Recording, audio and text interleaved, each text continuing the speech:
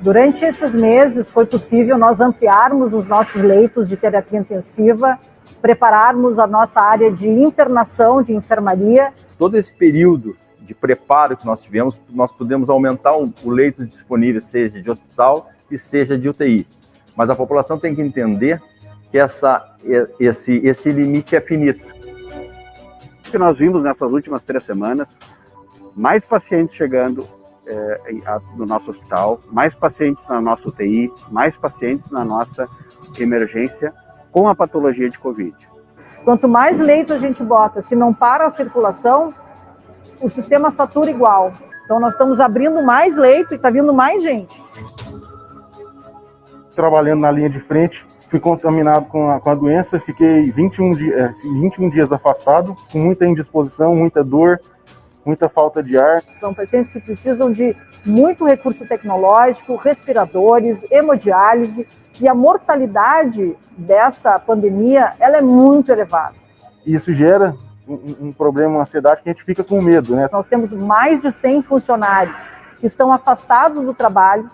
Isso tem um problema muito grande do ponto de vista pessoal, emocional, familiar.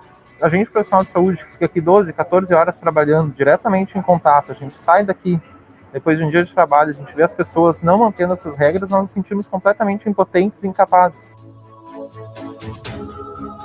A gente consegue ver sempre quando a gente tem uma aglomeração, 15 dias depois a gente tem resultado nas emergências dos hospitais, na emergência do nosso hospital cheia. A transmissão é exponencial. Uma pessoa contaminada consegue contaminar até 7 pessoas. Os números têm cada vez mais aumentado. A gente também tem realizado um número bem grande de testes, a gente tem feito coletas aqui na tenda. Muitas vezes as pessoas estão sem sintomas, são assintomáticos e estão tendo Covid, que pode estar passando para as outras pessoas. Cada organismo reage de uma forma. Uma pessoa pode estar hoje muito bem sem necessidade de oxigênio e amanhã tendo uma UTI com prognóstico reservado e desfavorável. Se a população não se cuidar, não há leitos de UTI suficientes. O distanciamento social, o uso de máscara, lavagem de mãos, e quem puder, fique em casa por vocês, fique em casa por nós. Para aquelas pessoas que necessitam trabalhar, que tomem todos os cuidados. Usem máscara, use álcool gel, mantenha o distanciamento social. É muito importante que não façam aglomerações. Nós pedimos encarecidamente a todos, façam a sua parte, fiquem em casa. Fiquem em casa, por favor, nos ajude, fiquem em casa. Todos devem ficar em casa. É para proteger você, a sua família e os seus filhos. Então fica em casa. E cada pessoa que a gente conseguir deixar em casa é uma pessoa na luta contra o coronavírus. Vai estar junto aqui com a gente na batalha.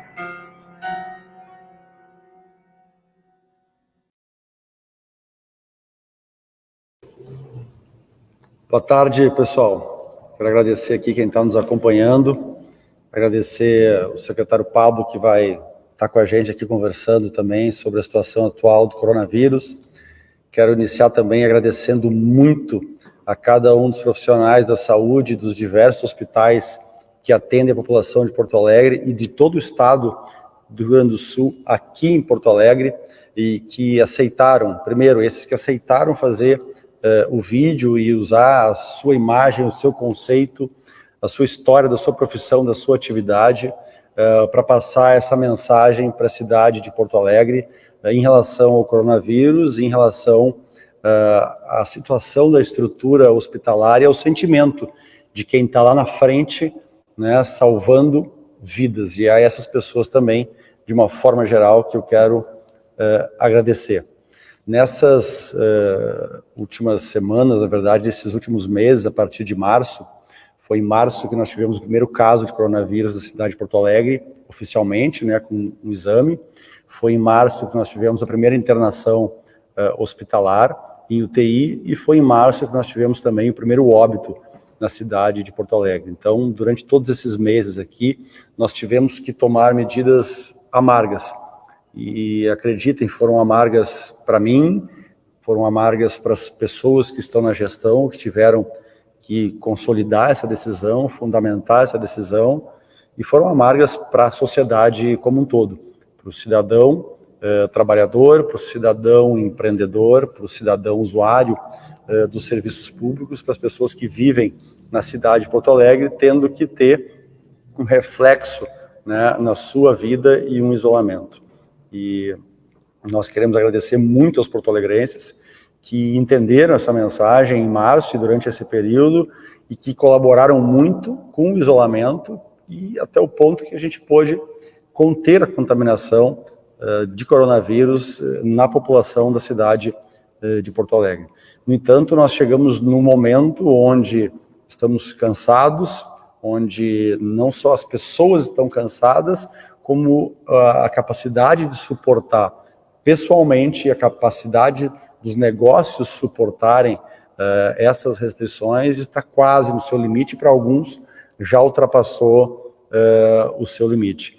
E também nós chegamos num momento onde as estruturas hospitalares chegaram ao seu limite.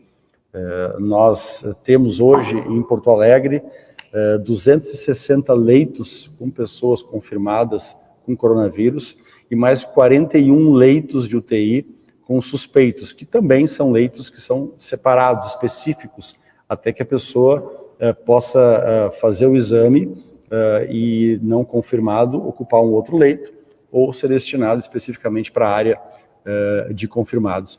Isso dá aqui 300 leitos e isso significa quase 40% de todos os leitos da capital do estado do Rio Grande do Sul ocupados por pacientes suspeitos ou confirmados com coronavírus. 40% dos leitos da nossa cidade com uma única doença. Em termos percentuais, isso é bastante elevado, e em termos específicos, em termos absolutos, também é bastante elevado. E a pior situação é que continuamos crescendo. A demanda por leitos de UTI continua crescendo na cidade de Porto Alegre. E é isso que nos leva aqui a conversar também com os jornalistas, com a imprensa, com os formadores de opinião, com cada um daqueles que nos seguem nas redes sociais, com os porto-alegrenses como um todo, porque é um momento de reflexão e de ação imediata.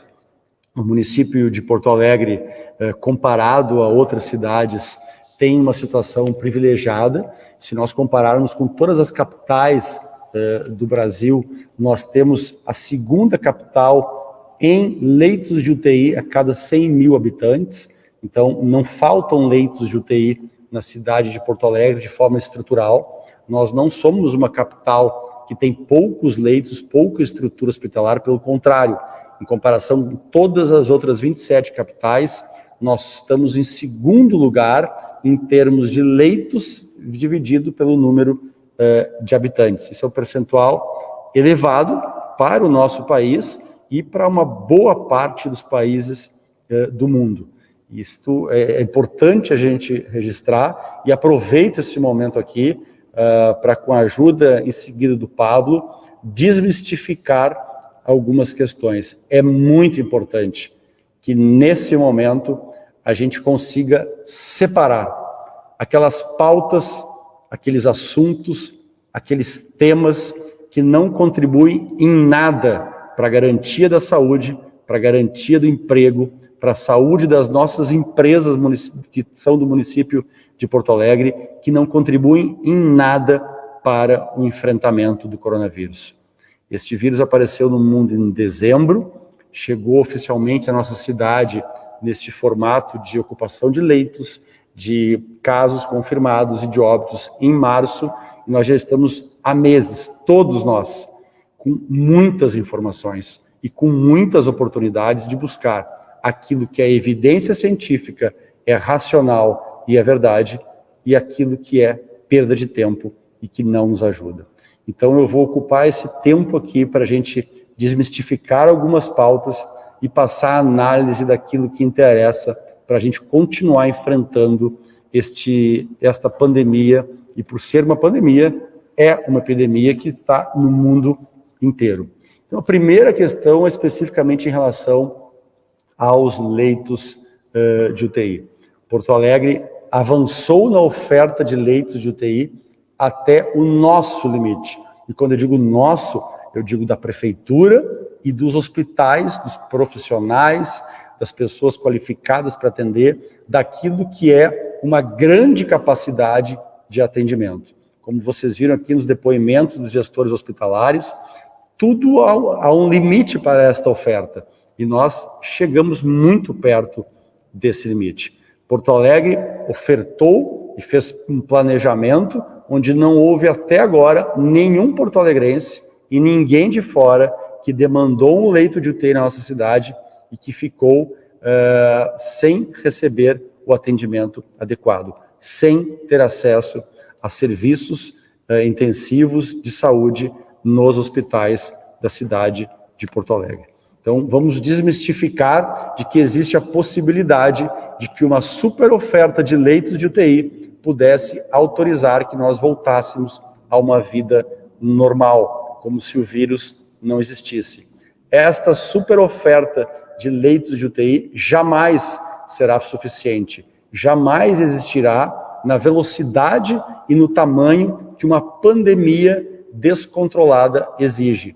A Itália não conseguiu, a Espanha não conseguiu, Portugal não conseguiu, Inglaterra não conseguiu, nenhum país, nenhum estado e nenhuma cidade do mundo conseguiu controlar ou ter estruturas de saúde suficientes para atender a sua população sem que tivesse restrição nas suas atividades econômicas para restringir a circulação do vírus. Então, esta pauta de UTI, eu deixo ela para os gestores municipais de hospitais, para que eles digam se nós ainda temos essa capacidade na cidade de Porto Alegre. Todos fizeram e chegaram no seu limite. Todos os hospitais que, junto com a prefeitura, constroem e constituem a atenção hospitalar do município e da cidade de Porto Alegre do estado, chegaram na sua capacidade. E é uma capacidade proporcionalmente em relação a outras cidades e estados bastante elevada. Este não é o nosso grande gargalo ou o nosso problema, onde atuando nós podemos resolver. O segundo item a desmistificar é que pessoas de fora da cidade de Porto Alegre estão superlotando os nossos hospitais e os nossos leitos de UTI. Porto Alegre tem por compromisso, pelos recursos que recebe, pela contratualização e pela estrutura que tem, historicamente, de atender outras cidades do estado do Rio Grande do Sul. Historicamente, metade da nossa capacidade de leitos de UTI e na nossa capacidade de atender na alta complexidade é ofertada e é demandada, metade dessa capacidade, a pessoas de fora da cidade de Porto Alegre. E neste momento, o percentual de leitos de UTI nos últimos meses para coronavírus obedece a esta regra histórica, a esta situação histórica, a este patamar histórico. Metade de Porto Alegre e metade de fora de Porto Alegre, sendo que neste exato momento, 60% dos leitos de UTI dos hospitais de Porto Alegre estão sendo ocupados, utilizados por porto-alegrenses. Então, este é o segundo tema a gente tirar da nossa zona de debate, porque ele não contribui para uma solução. É evidente que os municípios da região metropolitana e que os municípios do estado do Rio Grande do Sul, de acordo com a sua capacidade de receber os seus doentes e de acordo com a sua contaminação, têm que tomar medidas restritivas da circulação. Mas a capacidade que eles têm e os seus problemas locais não são capazes de resolver a nossa situação. Portanto, desmistificamos esta pauta também. O terceiro item importante para a gente avançar é na questão dos remédios. Em nenhuma cidade, nenhum estado do Brasil ou do mundo, em nenhum país, a utilização de qualquer remédio foi suficiente para evitar a circulação das pessoas. Ou melhor, foi suficiente para evitar a demanda por leitos. Os nossos médicos em Porto Alegre, os médicos dos hospitais, todos os médicos públicos ou privados, têm a capacidade técnica para escolher, definir e receitar os medicamentos que eles entendem mais adequados a cada doença e a cada situação dos seus pacientes. Não exijam que um prefeito, que um governador ou que um presidente receite remédios. Não exijam isso como uma política pública. Nenhum dos senhores, quando quer um remédio, consulta o prefeito ou o governador, ou um administrador, ou um advogado. Quando se quer um remédio, a gente vai ao médico. Portanto, os protocolos de receita de remédios, os protocolos de atendimento da saúde no município de Porto Alegre continuarão sendo elaborados, como são no mundo inteiro, de forma séria, e que apresentam resultados por médicos, por profissionais da área da saúde. E não é verdade que exista alguma comprovação do contrário disso, de que algum remédio foi capaz de controlar esta pandemia ao ponto de não ter que se tomar nenhuma medida de restrição nas atividades econômicas. Outro ponto é em relação aos protocolos de atividades empresariais e protocolos individuais de proteção à contaminação. São muito importantes. O uso de máscara, o uso de álcool gel, lavar as mãos, o face shield, aquela proteção que se usa na frente das faces do nosso rosto. Todas essas medidas, e mais as medidas das atividades econômicas, têm uma grande importância. Mas estas medidas não são suficientes e não foram em nenhum lugar do mundo para sozinhas evitarem a contaminação e a superlotação das estruturas hospitalares. Todos os países, estados e municípios que conseguiram evitar a superlotação adotaram conjuntamente a essas medidas individuais e a esses protocolos medidas restritivas de circulação, normalmente pela restrição de atividades econômicas. Outro ponto importante é em relação à testagem da população. Porto Alegre foi pioneira na sua política de testagem, quando começou aqui testando as pessoas que chegavam de fora de Porto Alegre com algum sintoma de coronavírus e que nós fazíamos a coleta domiciliar do exame dessas pessoas para que elas ficassem isoladas, para que elas ficassem em isolamento social e evitassem a contaminação. E assim Porto Alegre avançou. E avançou em números, em técnicas de coleta, em estratégias de coleta, desde profissionais de saúde, de segurança, desde os profissionais ou pessoas ou todos os cidadãos que tivessem algum sintoma de saúde em relação ao coronavírus, até agora, aquelas pessoas que tiveram, neste momento, contágio com pessoas que testaram positivamente, aqueles que vivem ou que trabalham com essas pessoas. Porto Alegre já tem esta capacidade de testagem. Então, este também não é um obstáculo e este também não é o problema da cidade de Porto Alegre. Se nós compararmos Porto Alegre com outras cidades brasileiras, e inclusive com outros países, Porto Alegre tem uma capacidade e um percentual de testagem ou o melhor do Brasil, ou comparado às cidades que tiveram o maior volume de testagem. Portanto, esta também não é uma pauta a ser tratada como uma solução para os nossos problemas atuais.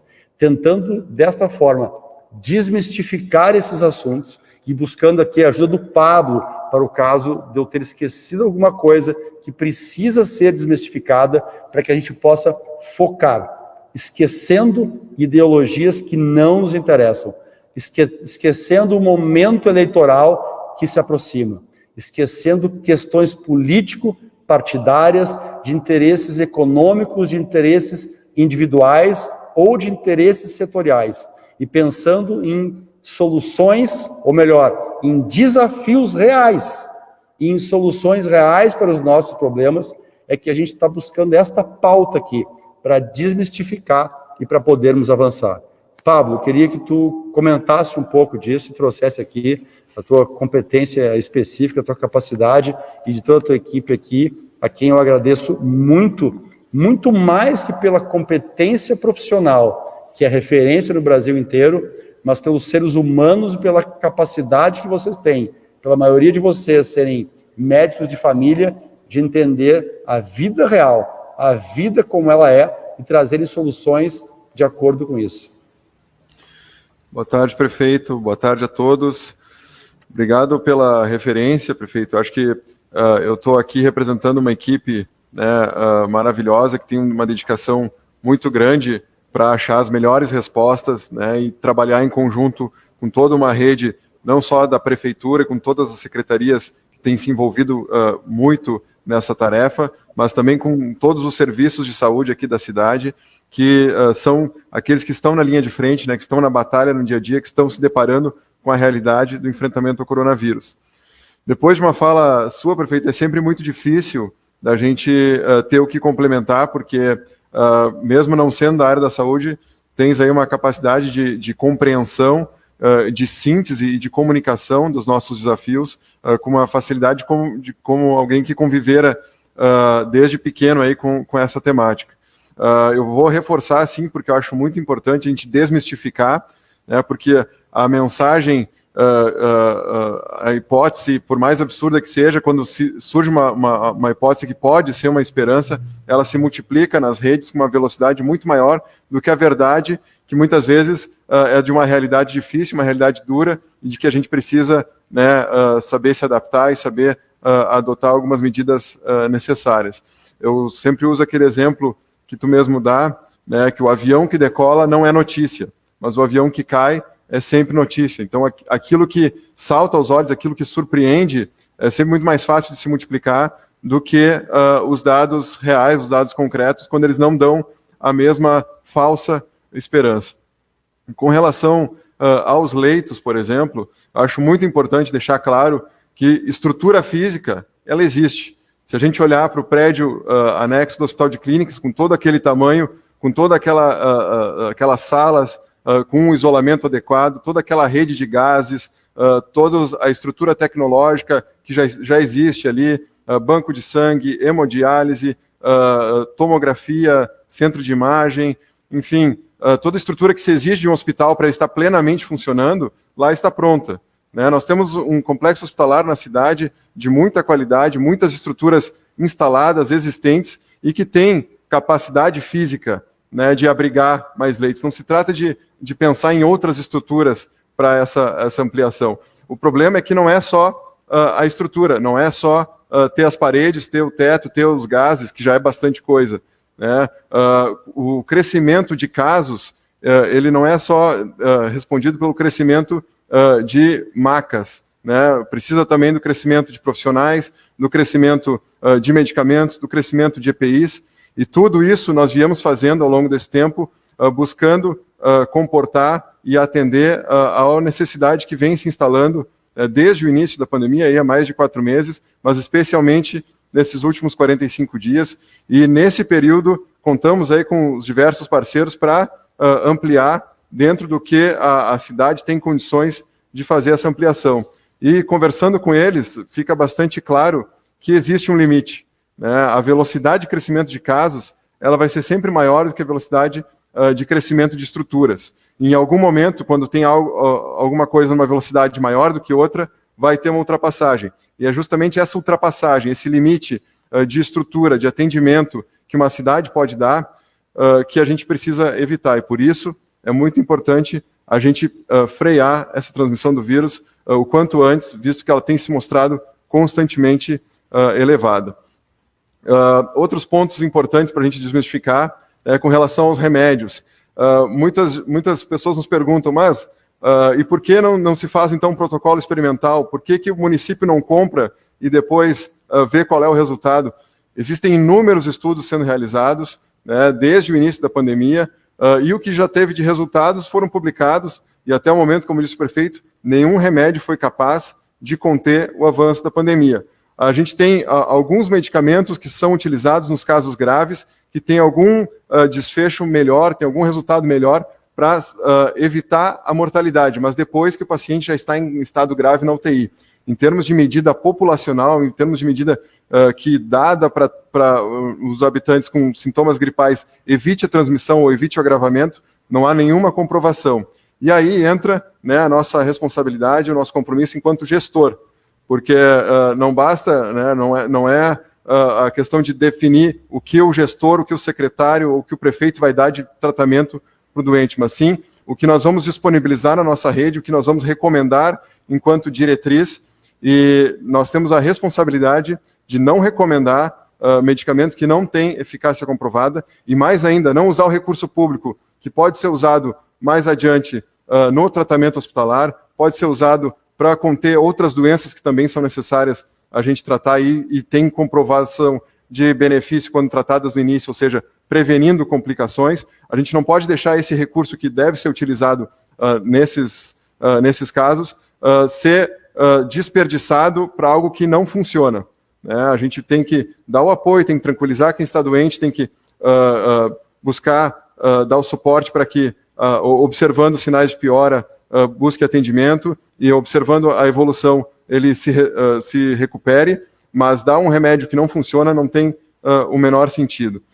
E aí a gente entra, né, na diferença entre a abordagem individual e a abordagem populacional, que é muito difícil de explicar, né, especialmente, e aí falando como médico, eu vejo muitas vezes conversando com os colegas, porque a gente tem na faculdade o treinamento, né, a formação para atender uma pessoa, para ter aquele contato clínico, aquele atendimento clínico. Essa é a base da nossa formação enquanto médico. Mas enquanto a gente fala em gestão, a gente não está falando em diversos atendimentos clínicos, a gente está falando de uma abordagem populacional, que o prefeito consegue traduzir muito bem, né, a diferença entre uma intervenção numa população em geral e intervenções pequenas.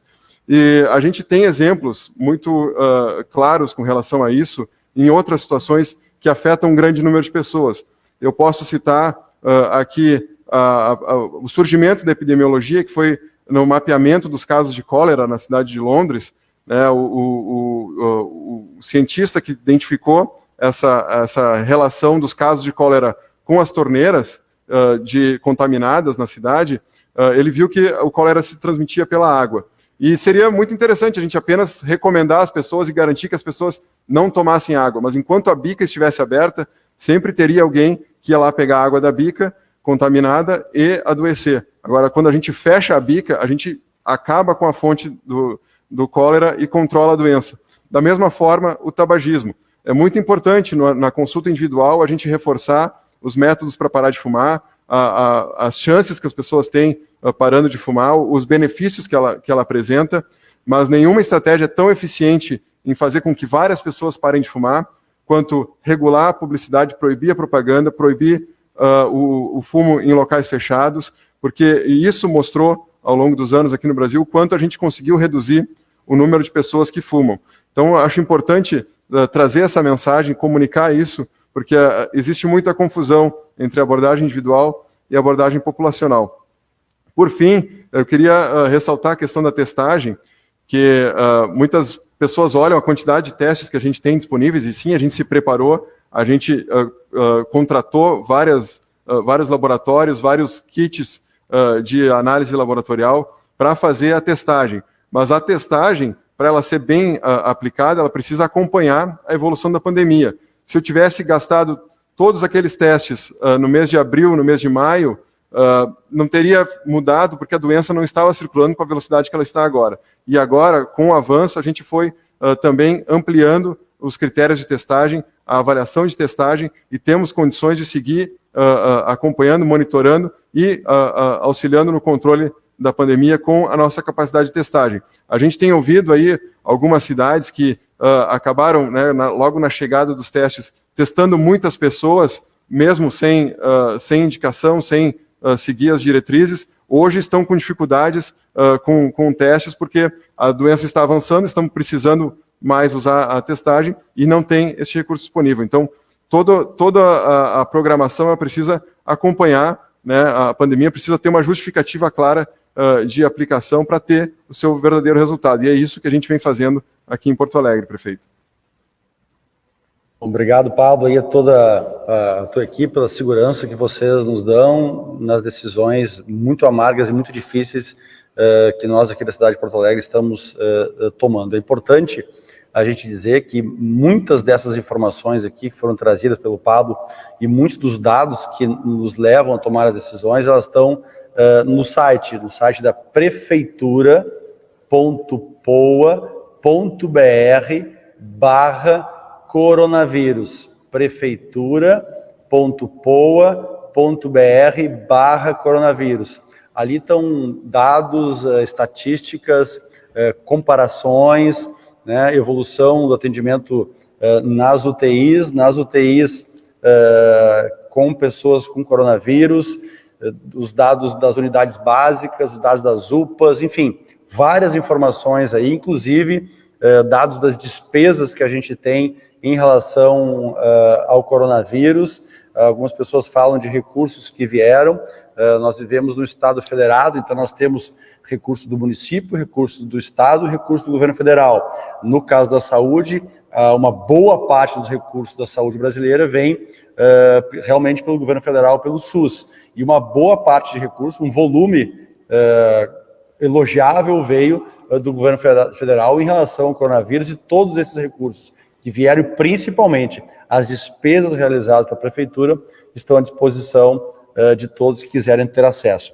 Mas em relação a essa situação que foi colocada desde março, de uma situação de uma demanda por leitos de UTI, onde nenhum país do mundo teve capacidade de expandir a ponto de evitar que pessoas morressem sem evitar a circulação, é esta pauta que nos traz mais uma vez aqui, que sempre foi a pauta abordada desde março, e se nós não tivéssemos tomado as medidas restritivas em março, no final de abril, nós já teríamos mais leitos de UTI ocupados que nós temos agora, ou seja, nós já teríamos pessoas falecendo por falta de leitos, por falta de atendimento, no final de abril, o que justifica as nossas medidas. E todas as medidas de diminuição de restrições que foram tomadas durante esses 2 meses e meio foram baseadas na estabilização que nós conseguimos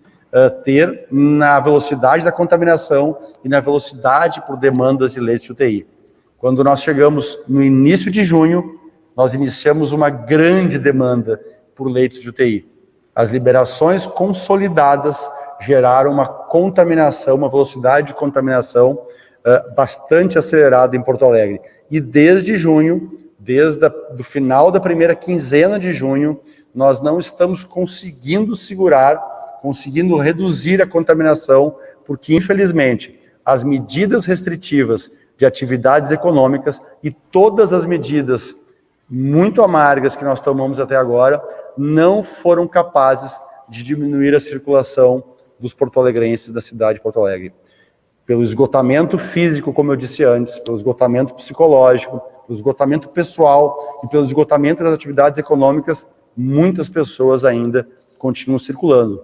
E o vírus, qualquer vírus, ele circula pelas pessoas. O vírus, principalmente o coronavírus, tem uma capacidade de contaminação muito elevada e muito acelerada. Então, cada vez que nós circulamos na cidade, nós fazemos o vírus circular, o coronavírus circular. E esta é a ferramenta mundial que se tem para conter a velocidade de uma pandemia. O limite dessa ferramenta é o lockdown. E até este limite, nós temos que usar todas as ferramentas possíveis. E foi com este problema, com esta temática, com esta busca de soluções, que hoje, durante a tarde, a gente teve reunião com todas as estruturas hospitalares da cidade de Porto Alegre e logo em seguida com um volume considerável de lideranças empresariais da cidade de Porto Alegre, para dizer que a nossa última alternativa para a gente buscar a diminuição de circulação seria ou o lockdown. A gente tomou medidas difíceis, como bloqueio de 4.500 vagas de área azul em Porto Alegre, para as pessoas não poderem estacionar, para dificultar realmente o deslocamento na cidade. Nós estamos gradativamente bloqueando os vale-transportes daquelas empresas que estão vedadas de funcionar pelos decretos da cidade de Porto Alegre. Nós buscamos muitas alternativas inovadoras de diminuir, de forçar a diminuição da circulação dos porto-alegrenses para diminuir a velocidade de circulação, de contaminação desse vírus e da demanda não explodir. Mas nós chegamos no nosso limite. Todas as nossas medidas e de qualquer medida no mundo em relação a este vírus demoram 15 dias para surtir efeito. Se nós tomássemos uma medida hoje mais restritiva, o que é muito difícil de termos antes do lockdown, falta muito pouco para nos sobrar apenas o lockdown, que é a proibição, o fechamento total da cidade de Porto Alegre. Qualquer medida que se tome, ela demora 15 dias para ter resultado na contaminação e na demanda de leitos por UTI. Os efeitos práticos na prevenção da vida ocorrem só em 15 dias, porque é o tempo que o vírus demora de incubação e de manifestação dos seus danosos efeitos à saúde do ser humano. Então, se nós pararmos hoje e todos os porto-alegrenses fossem para casa, nós diminuiríamos a contaminação a partir de 15 dias. Como nós já temos um número considerável de pessoas contaminadas na cidade de Porto Alegre, provavelmente este prazo de resposta poderia ser ainda maior do que 15 dias. Então, o nosso apelo para as estruturas hospitalares, públicas, filantrópicas, privadas da cidade de Porto Alegre, foi que eles nos ajudem a expandir a capacidade.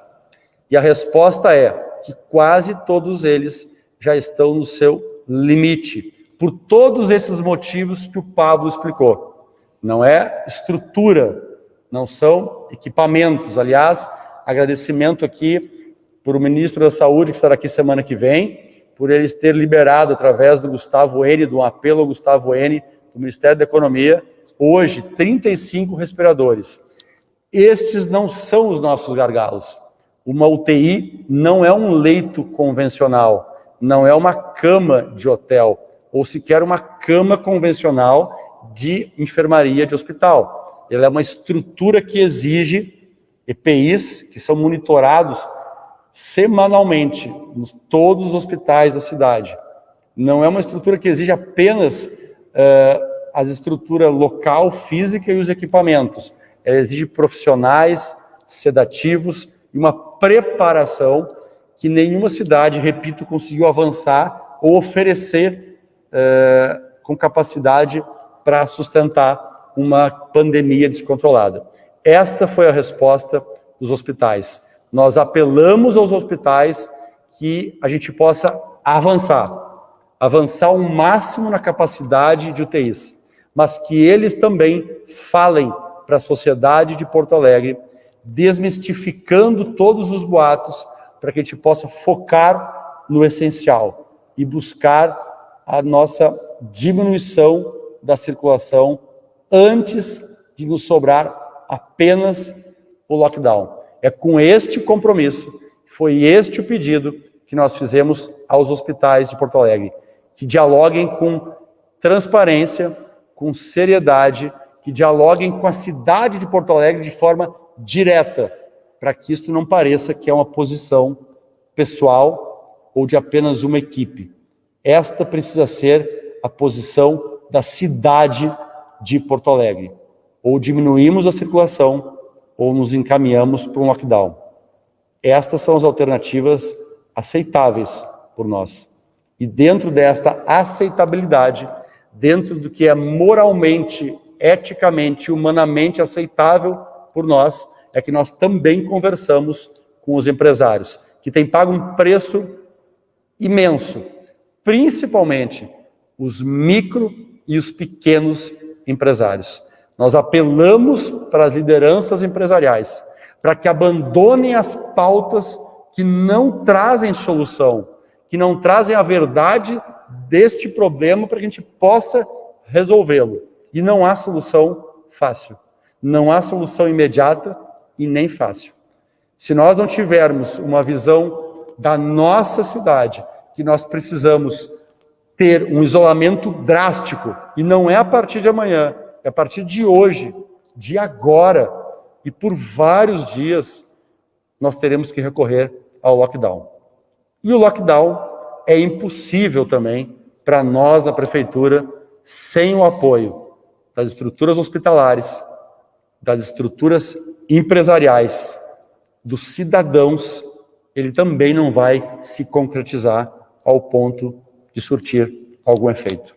Então, este é um apelo para a consciência humana, porque a única alternativa, além da racionalidade, da evidência científica, que nos encaminha para diminuir a circulação, mesmo que seja através do lockdown, ela entra em uma relatividade, ela entra em uma situação que para nós não nos parece aceitável, que é aceitar que nós tenhamos pessoas morrendo em Porto Alegre por falta de atendimento.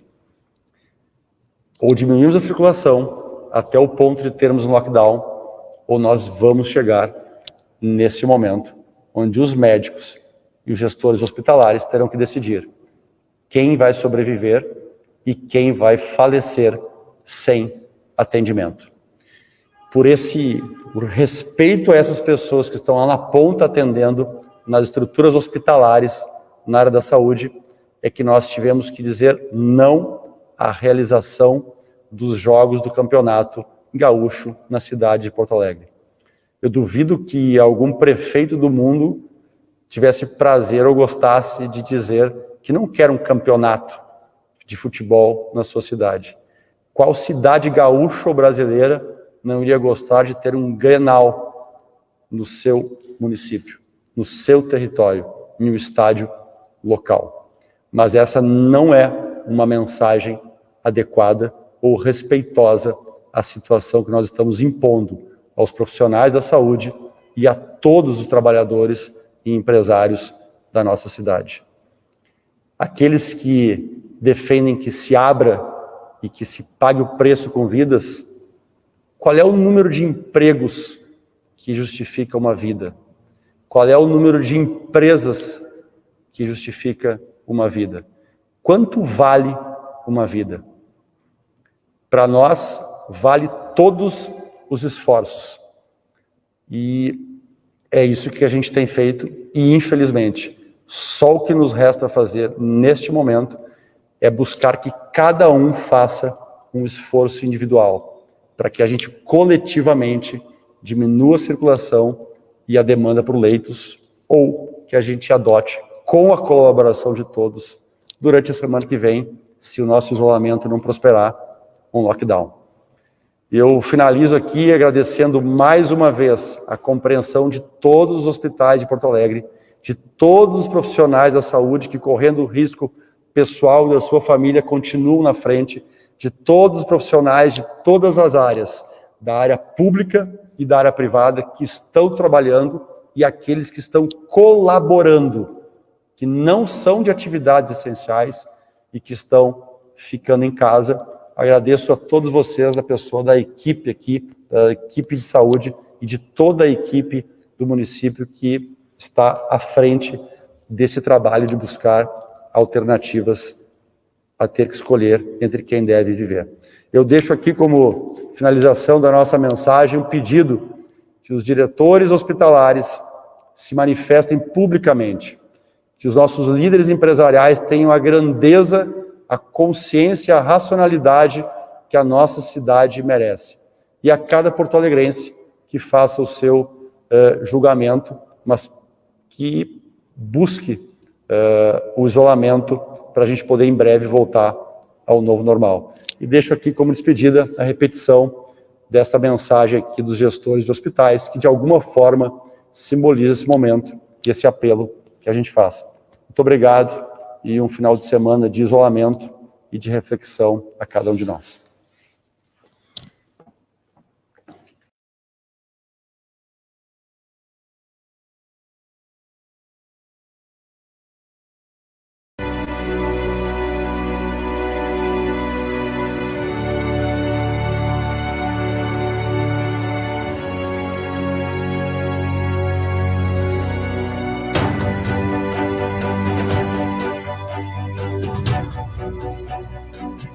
Durante esses meses, foi possível nós ampliarmos os nossos leitos de terapia intensiva, prepararmos a nossa área de internação, de enfermaria. Todo esse período de preparo que nós tivemos, nós pudemos aumentar o leitos disponíveis, seja de hospital e seja de UTI. Mas a população tem que entender que esse limite é finito. O que nós vimos nessas últimas 3 semanas, mais pacientes chegando no nosso hospital, mais pacientes na nossa UTI, mais pacientes na nossa emergência com a patologia de Covid. Quanto mais leito a gente bota, se não para a circulação, o sistema satura igual. Então nós estamos abrindo mais leito e está vindo mais gente. Trabalhando na linha de frente, fui contaminado com a doença, fiquei 21 dias afastado, com muita indisposição, muita dor, muita falta de ar. São pacientes que precisam de muito recurso tecnológico, respiradores, hemodiálise, e a mortalidade dessa pandemia ela é muito elevada. Isso gera um problema, uma ansiedade que a gente fica com medo, né? Nós temos mais de 100 funcionários que estão afastados do trabalho. Isso tem um problema muito grande do ponto de vista pessoal, emocional, familiar. A gente, profissional de saúde, fica aqui 12, 14 horas trabalhando diretamente em contato. A gente sai daqui, depois de um dia de trabalho, a gente vê as pessoas não mantendo essas regras, nós nos sentimos completamente impotentes e incapazes.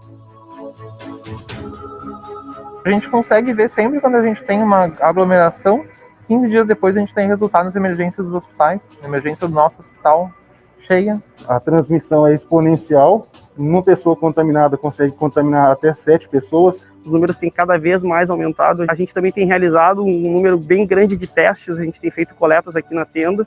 Muitas vezes as pessoas estão sem sintomas, são assintomáticos e estão tendo Covid, que pode estar passando para as outras pessoas. Cada organismo reage de uma forma. Uma pessoa pode estar hoje muito bem, sem necessidade de oxigênio, e amanhã está dentro de uma UTI com prognóstico reservado e desfavorável. Se a população não se cuidar, não há leitos de UTI suficientes. O distanciamento social, o uso de máscara, lavagem de mãos, e quem puder, fique em casa por vocês, fique em casa por nós. Para aquelas pessoas que necessitam trabalhar, que tomem todos os cuidados. Usem máscara, use álcool gel, mantenha o distanciamento social. É muito importante que não façam aglomerações. Nós pedimos encarecidamente a todos, façam sua parte, fiquem em casa. Fique em casa, por favor, nos ajude, fique em casa. Todos devem ficar em casa. É para proteger você, a sua família e os seus filhos. Então fica em casa. E cada pessoa que a gente conseguir deixar em casa é uma pessoa na luta contra o coronavírus. Vai estar junto aqui com a gente na batalha.